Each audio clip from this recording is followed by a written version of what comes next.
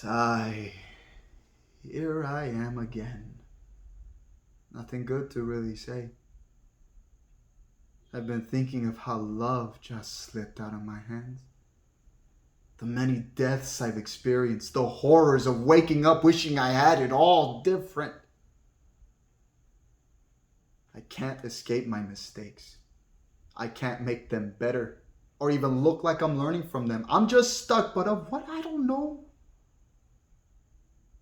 I thought I could conquer the world, be the beacon it needed, the hero, the example of a person who will take the righteous way and the kindest way, to show the world that he is important, worth remembering, and being loved like he always wanted, needed. He did that, I think. But it was a double-edged sword. I thought fighting for you and your dream would lead to blessings. But because I wasn't thinking fully, the people who needed me the most got hurt the most by the one they never expected.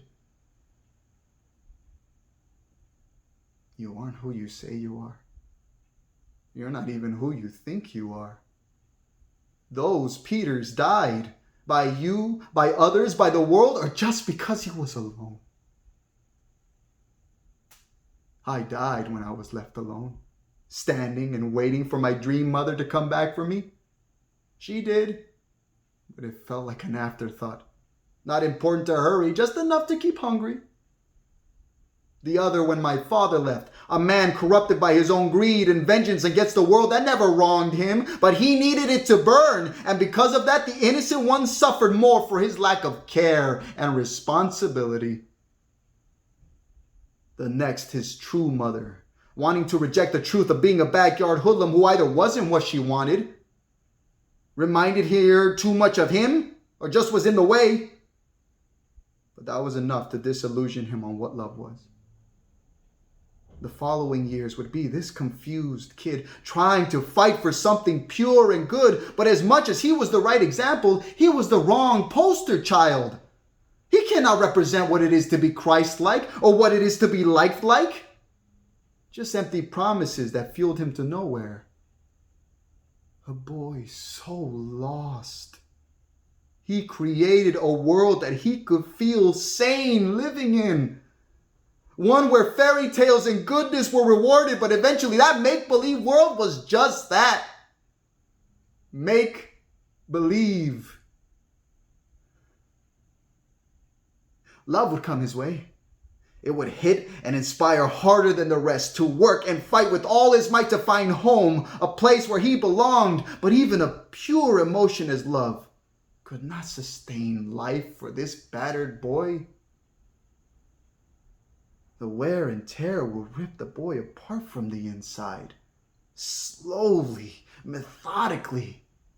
On the outside, he looks so strong, goofy, confident, foolishly enough to believe the only legend that mattered. His. He had to. He hadn't much else. As much as he's proud of who he's connected to, he isn't connected. It's another life, one where he is just a forgotten piece of a puzzle that can do fine without him. And now love has destroyed him and he's destroyed it. The flaw is the well-intentioned decision-making. Thinking of the bigger picture, but as if you weren't in it. I've been living a life as if someone else were doing it. Now I'm left shattered.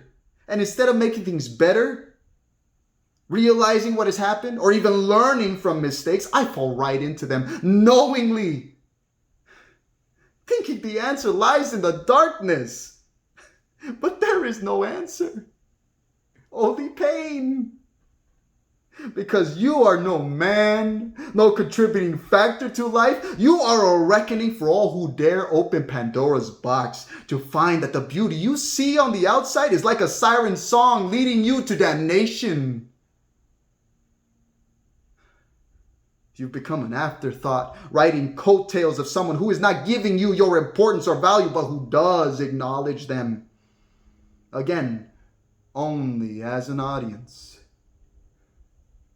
I have died 7 times each harder, uglier, more defeated than the last, but with no hope or even sliver of good. The good was wasted on one who shouldn't have spoken up. I didn't deserve them, and now look at all who have fallen by his wake. I cannot change, fix, or apologize. The trust is gone. I can't even promise I'll be better. I just wish I could start over, but with enough insight to know better. Maybe the Antichrist is not an enemy you can see, but a man who is hurt but cannot be mended.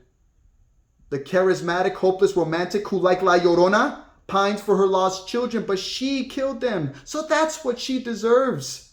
To look for the love that has passed her by. They're now at peace, but you must live the rest of your days in mind-numbing, heart-wrenching pain. Forever trying to remember why they're gone, but never knowing that you pushed them away. We suffer because we can never know that life was not meant for us, but for someone who can learn what I clearly cannot.